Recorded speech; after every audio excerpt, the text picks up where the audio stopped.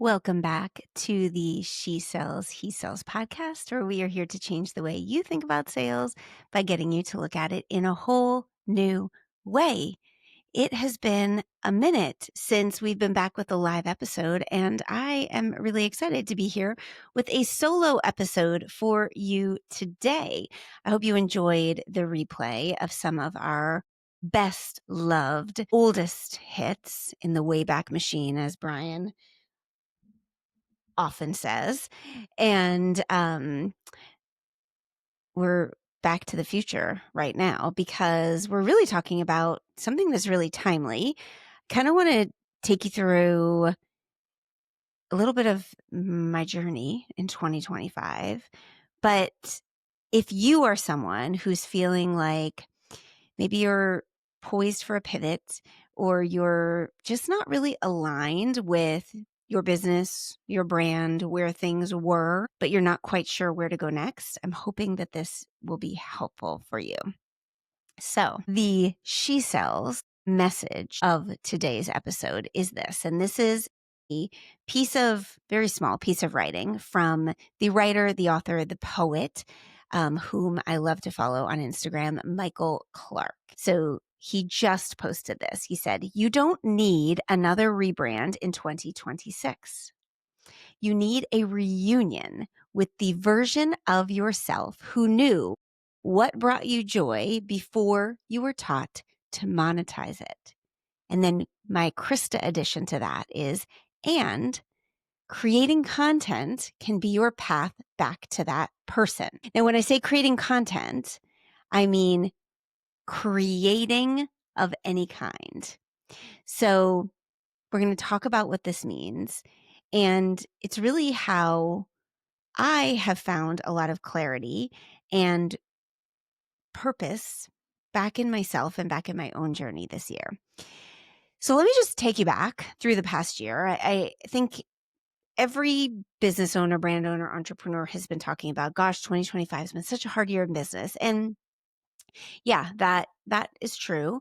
But I think we need a different narrative because we're just manifesting the wrong things when we say that. We need to be doing things differently, I guess is a proper way of saying it, now than we did before. And I started 2025 off thinking that I was doing things differently, but I was kind of on my same BS, if you know what I mean. So quick little recap, if you're not familiar with how Acorn started. Acorn really started very much as a community-based group coaching, like programming, essentially, company. Everything I did was based in this like community feel. And it started that way because that's really where I came from. And before that, I was running my Stella and Dot business, but so much of that, the selling accessories was like not the important part to me. It was the coaching of my team. And I was so wrapped up in a good way in the team and the culture and all those things. And so it was just the natural next step to bring that to what I was doing next in business. And so I really brought a high level of community to Acorn. And it started with lower ticket programs. So anywhere $500 and under. Some of my offers in the beginning were like $97. So it was attracting earlier stage entrepreneurs, people starting out, people that weren't ready to invest a lot of money, didn't want to invest a lot of money, and people really craving community. And it worked beautifully for the time that we were in. And for the first, I would say, year, I stayed in that price range. I then kind of bumped up to more of a mid-price range of my programs. $1,000 to $2,000, I would say, was my sweet spot, and stayed there. And then I started getting caught up in, how do I make this scalable? How do I continue to grow this thing? And there's nothing wrong with wanting to scale and wanting to grow. It's how many businesses turn into these big, amazing, beautiful things. When I look back, I was just doing it because I thought that was the next step. And so I started a membership that was a lower ticket membership. I've talked about this in past podcast episodes, Acorn Academy. That was anywhere from like $39 to $59 a month. And I had like, up to 200 people in there at a time. And in order to keep that running, I had coaches in there and I had different contractors in there. And so all of a sudden I built this speeding train that I was rushing to keep up with. And I didn't really want to be on it.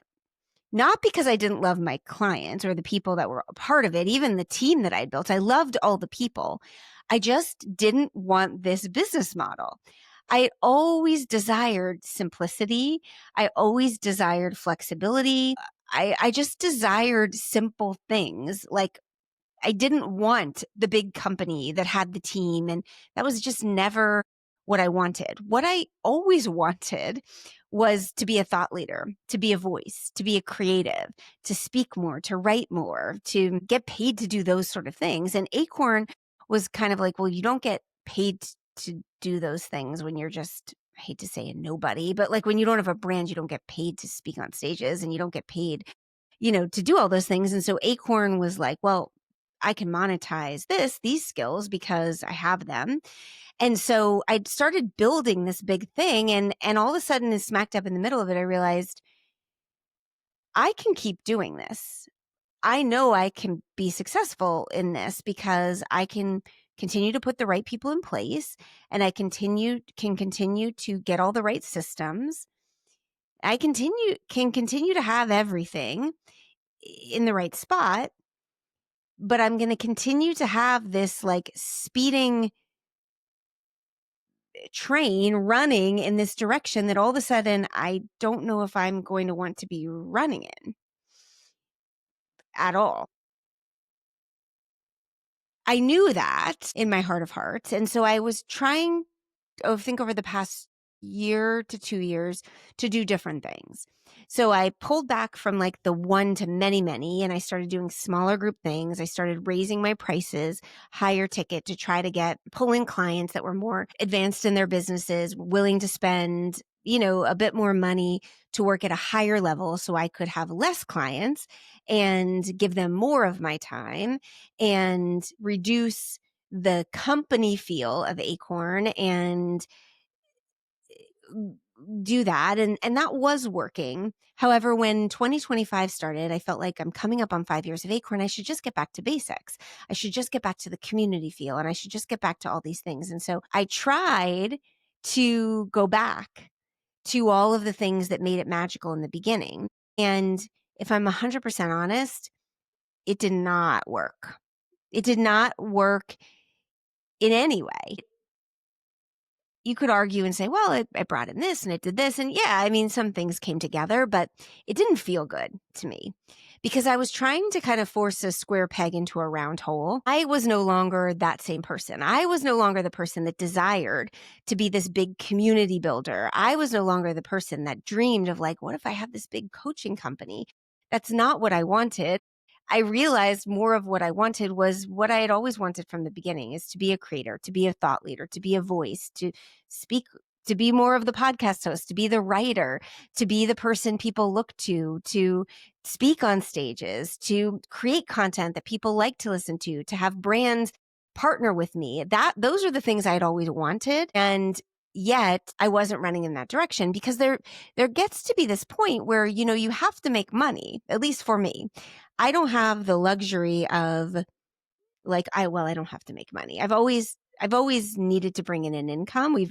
We've been operating as a 2-income household since like 2011, 2012. So we operate as a 2-income household. And so the idea of like, oh, I'm just not going to make money isn't an option, but how do you transition out of the way you've been making money into the new way? It gets tricky. And so anyway, back in the beginning of 2025, I was trying to go back to all these things and it just did not feel good. And it really creates friction in your soul, creates friction in your heart, can create resentment towards the business, jealousy towards other people that seem to feel like they have it all figured out. It's tricky. And so I realized this is not the direction that I want to go in. And I'm 46 at that time. And I think when you get to this point, you feel like the clock is like ticking faster. You realize like I have like 20 more years of working. I aspire to work for at least 20 more years. I love to work. I want to work. I don't want to stop and just sit around. And so like I want to work, but like what am I going to do? And I don't want to look back and be like, that's the time I should have like went to the left, but I kept going on the straight path. I know I should be doing something different, but I'm continuing to do this thing. The other big thing that happened this past year is I joined a networking type group for other online business owners that were running similar type businesses to me. And I got in these groups with other women and I started seeing what they were doing in their online coaching companies and they were successful. And I realized, oh, I don't want to do any of those things. What they are doing is not for me. Like it's working amazingly for them. But that is not what I want to build. Like the idea of like big affiliate armies or big funnels and running ads and all these things, it's just not where my soul is. And you get one life, you get one shot. And I do not want to miss the opportunity to go in the direction that I know I'm put on this planet to go in. So, well, and I need to make money, right? And so how do I do this? So for me, I realized I have skills that are monetizable that can continue to bring in money while I continue to move in this other direction. So I decided I'm going to partner, do more one-on-one coaching, do more consulting. So I partnered with brick and mortar businesses, online business owners, people that wanted to build personal brands. I built social media strategy. I did website copy. I did coaching, help people develop new offers. I went into brick and mortar businesses and helped them like with their sales training. So I did a lot of one-on-one consulting work, which I actually love so much because it allows me to get shoulder to shoulder with people, allows me to like really get my brain and my heart on someone's business, affect change. And it allowed me, and because so much of that, you don't need a ton of clients to do that well. And a lot of that comes from referrals and just selling through conversations, me reaching out and saying, hey, I do this. If you need some help with this, I can help you. Versus when you're selling an online program, you need a lot of forward facing sales content all the time. So it freed up my marketing and my sales public facing efforts. So now my email newsletter, my content strategy had more flexibility. And that allowed me to start to flex my creativity in other ways. And when I say content creation can be your path back to the reunion of the version of yourself that brought you joy, that's what it was for me. Because I decided, all right, I'm going to just start to create content and start to find my voice through the content. And I'm going to allow the content to just be the content. I'm not going to try to challenge myself to say, all right, what is this content going to do for my business? What is this content going to monetize? How is it going to tie back to my offer? I'm just going to let the content be the content. I'm going to let the content be me because I am the niche. So how did I do this? I started doing a little bit more of like day in the life kind of things. I started filming bits and pieces of my day and storytelling. So finding stories and voiceovering, I don't know if that's a word, doing voiceovers of stories as you're seeing bits and pieces of my day. I did a series, painfully day in the life of a painfully average entrepreneur and mom of three, which a lot of people didn't like me calling myself painfully average. They were like, oh, you're not painfully average. You're great. But my idea was kind of like, well, but we're all just kind of painfully average. So I did change it up to painfully average day in the life of an entrepreneur mom of three. But I did a little bit of that. I started sharing vulnerable, authentic feelings. So I was going through a very vulnerable and authentic time. I still am. As my kids are getting older, I identify largely as mother, entrepreneur, wife, mother, they're my big three. And the mother part, that identity was starting to come into question. I know I'm always a mother, but seeing my oldest leave the house and starting to realize, like, what does that change in me as a mother? How does that change my identity as a mother? Then now I have a second daughter driving. I have all this time on my hands. What does that mean for me? Do my kids need me? And so I'm grappling with all these things, right? So it's all very tricky, confusing, interesting. So I'm going through all that, and I started just sharing more of it. I started talking about it. I started opening up the camera and just speaking to the camera and saying, like, it's really hard. And I wrote a big piece that ended up going viral about what it feels like when your kid leaves and how you feel guilty for feeling bad because this is the goal. And I did like a shopping vlog with Emmy. We went to like an outlet and just like, here's what we got. And Bennett and I did a vlog when we went and got the Thanksgiving turkey. And it's just like me, my real life, what I'm doing, weaving little things in and just finding myself through the creativity. It's been freeing. It's been fun. It's reminding me of who I am, of what I like to do, of what I like to talk about. And I want to remind you, like, content can be that. We get so stuck on like, oh, it's about the likes and the algorithm and rah, rah, rah, rah, and nobody watching it. Like, what if it was a fun creative pursuit? What if you allowed yourself, like, what if it was like when you were a kid and you just grabbed a notepad and a few crayons and you just started to draw? What if you treated content like that? And you stopped worrying about your hooks and your formulas and your hashtags and your captions, and you just created something that you felt like was authentically you. You used your voice and you decided to see where it led you. That's what happened for me, and the most beautiful things came of that. So I started getting these brand deals. The first big brand to reach out to me was KiwiCo, which is a big kids brand, and they paid me a good chunk of change. I didn't know you could get paid that much for creating content, but they paid me a good chunk of change to create some reels. Now, it was a lot of work. We had to go back and forth quite a bit with all of their edits and all of their ideas, and it took me a while. So it felt like, I'm an advertiser for them. Like, it wasn't easy, but it was fun. I enjoyed it because I like that.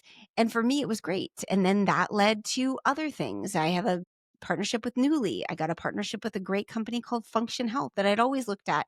I wanted my blood tested by them. And then I realized I could, they reached out to me and I got this free membership and I did content with them. Groons, which I'm sure you've seen, these little gummy vitamins, and Prep Scholar. And my daughter got a free SAT prep thing and I made content for them. And I'm in the middle of one I can't talk about right now, but that's coming soon. And all these things that I'm like, oh, wow. And then sponsorships through the podcast, people paying me to do things with the podcast.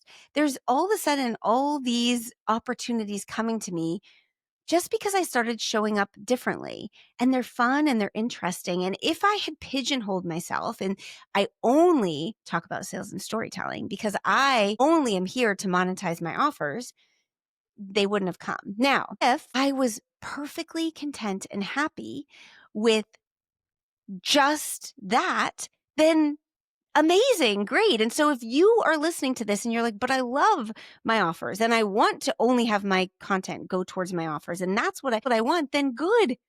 You do you. But I want to open your brain and crack open this part of you that might not realize that creating content can be fun. It can be a creative pursuit, and it can open up opportunities that you didn't even know exist. I've had people reach out to me and say, hey, I want you to come speak to my group because I like your storytelling and I like your ideas. And I want you to come give like a TEDx style talk to my group. And I want to pay you to do that. I have that coming up. I have actually, the day after I'm recording this, I'm going to New York City for a really fun, exciting meeting. TBD, what happens from that? I had somebody reach out to me about being a contributor for a big book that's coming out because I've been showing up more as me. They're not looking as Krista, the sales coach. They're looking as Krista. Krista, the person, Krista, the woman, Krista, the mother, Krista, the entrepreneur, Krista, the sales coach, Krista, the speaker, Krista, the creator. All of the parts of me that I've been showing.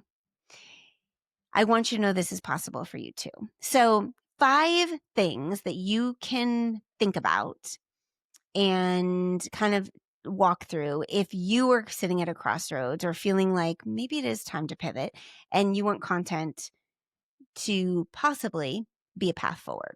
First one is define your vision to remember who you were. So ask yourself, what did you dream about before you started asking yourself, is this monetizable? What did you dream about? Could you do it for free? How could you do it for free? Remember, I still am making money in the business. I still am finding ways to make money because I have to, because that's important. Now these other things are coming and helping me make money, but I didn't start thinking, well, okay, I'm going to totally stop everything sales storytelling and I'm going to just come over here because I still love sales and storytelling and I don't want to give that up. I just needed to find a different way to do it to create more space for something new. So how can you do the same thing? You can also ask yourself, like, when you look at other people, what do you envy in other people? Because that is a clue that you want that for yourself. Number 2, let your content stand alone. So stop trying to make it fit your offer. It can fit your offer sometimes. It's great when it fits your offer when you're trying to sell your offer. I teach you how to do that too. But what if you tried to let your content just stand alone? What if your content was the business? Maybe not all the time, but what if you created 2 pieces of content that the content was the niche? The content was the thing. That's what day in the life is. That's what vlogs are. Not because you're trying to be an influencer, not because you're trying to get brand deals, just because you're trying to flex your creative muscle. You're trying to get back to who you are. You're trying to understand yourself better. I keep bringing up day in the life because that's kind of an interesting way to do it. You can just kind of narrate your day, the boring, the mundane. People love that. You can tell a story about your day. You can take a micro moment and turn it into a story. You need help with that? Reach out to me. I got you. What if the content was the business? What if you treated it as the business for a little bit just to see what happens? Number 3, flex your voice muscle. So when I say let the content be the business, this is not, you're going to create a bunch of like B-roll with trending audio and words over top. Not that kind of content. That content's great. It can have a time and a place, but I want more uniqueness from you. I want to hear your voice. I want to see you talk. We need more of you, not just you lip syncing, not that kind of thing. We want to see you. So what do you want to talk about? I don't know. You tell me. What are the things that fire you up? What are the things that excite you? What are the things you could talk about forever? What are the things you talk about with your girlfriends when you sit around? What are the things that you think are unjust? What are the things you're passionate about? What are the things you're struggling with? What are you going through right now? Open up your camera and just start talking. You'll be surprised what comes out. Don't talk and think about who's going to see it or who's going to judge you. You've got to do it for you more than you do it in fear of other people. Will there be people that judge you? Probably. Who cares? You are not doing it for them. You are doing it so that when you are 80, you look back and you're like, I didn't leave anything on the table. I figured, I tried everything. I didn't hold myself back. This content can be a creative pursuit of figuring out where you want to go next. It's actually a beautiful thing if you let it be. Get vulnerable. Move through the discomfort of being seen. We all go through it. The people that look like they're very comfortable, they've just been doing it way longer than you have. Get out of your head and get into action. Number 4, pay attention to the insights a little bit. So yes, you want to look at what's performing. You want to look at what people are resonating with because that's data, but you don't want to get obsessed with it. And this is why. Sometimes things take a little bit to take off. And sometimes you need to get better at things. So I think of that Day in the Life series I was talking about. It took me a few tries to kind of get my groove. And I got better with each one. The views got better with each one. The engagement got better with each one. If I based whether it was a success or not on the first one, I probably wouldn't have continued to do it. So if you have an idea, tell yourself you're going to do it 5 times before you determine if it worked or not. You've got to try things again and again and again to decide if they are a success. And you've got to be you. And then the last one is really in line with that. You got to commit to showing up and not half-assing it. Too many times we do things once or twice and we're like, well, that didn't work. Forget it. Moving on. it's been a year of me trying things differently for me to say, like, I feel like I'm finally getting a little bit of traction. The other thing that I really want you to know is that all those brand deals and all these things that I've done, they didn't come from like any explosive growth. I've had a few pieces of content do well, but like my account hasn't grown that much. I've grown by 1,100 followers in the last year, which, that's great. But when you compare it to like content creators that blow up, that grow by like tens of thousands, sometimes hundreds of thousands, that is not me. That has never been me. On TikTok, I'm still under 1,000 followers, and I've had some content go viral over there. I'm still getting really good opportunities. I'm still like, things happen. And guess what? I'm no spring chicken. I'm getting older. I got wrinkles. I got like, people want to see real people. Real beats perfect. So by holding yourself back because you think like people are going to criticize the way you look or how old you are, or you don't have the following, or people don't care, those are excuses, and they're based in fear, and you're just simply holding yourself back from where you could be going. You've got to walk into this with a spirit of abundance, a spirit of belief, and just a spirit of action. If you root yourself in action, and if you decide creating this content is the goal, and if I do it, it's a win, and if I don't do it, it's a fail, it reframes everything. So, the sales message: you need a reunion with the version of yourself who knew what brought you joy before the world taught you to monetize it, and content creation can be your path back to that person. Did I sell you on it? I hope so. I hope you will try something new if you are feeling like you're at a crossroads, if you are feeling like you're ready for a pivot. Nobody knows you're there until you show them you are. Nobody knows you're there until you show them you are.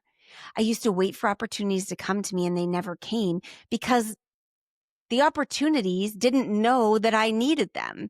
The people that had them didn't know I wanted them because of the way I was showing up. You've got to show up in a way that shows the universe, shows decision makers, hey, I'm open to this. That shows yourself. Show up. You got this. Show them the real you. Okay? You with me? If this resonates with you, send me a message over on Instagram. I'd love to DM back and forth with you and encourage you, and also give you some ideas of where to get started with content creation, with like building the personal brand, with leaning into things, cheering you on to this. It's really been a big game changer for me, and I'm excited for what lies ahead. And the sales and storytelling is not going anywhere. I love it. I will continue to do that. I still have amazing offers that are available for you, and coaching and consulting if you desire help in your sales strategy, in your storytelling strategy, and you want a partner in that. I am your person, and I'm excited that I've made space for some of this other stuff for myself too. So I am always cheering for you. And on that note, we'll be back next week. Have a good one.